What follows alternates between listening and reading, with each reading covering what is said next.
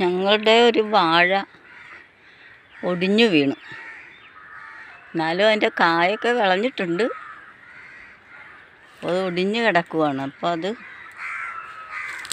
നമ്മളൊരു കാ പഴുത്തിട്ടെടുക്കാമെന്നും പറഞ്ഞിരിക്കുമായിരുന്നു. പഴുക്കണതിന് മുന്നേ തന്നെ അത് ഒടിഞ്ഞു വീണു.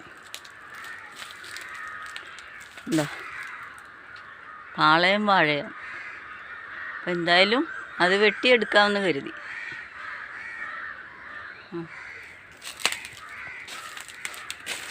സൂക്ഷിച്ചു.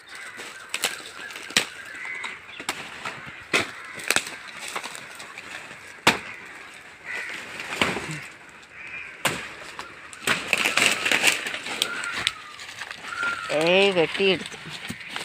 വിളഞ്ഞിട്ടുണ്ട്. ഒരു കാ പഴുത്തിട്ട് എടുക്കാമെന്നാണ് വിചാരിച്ചത്. ഒന്ന് പൊക്കിക്കാം. ഉണ്ടോ? ചനച്ച് വരുന്നുണ്ട്.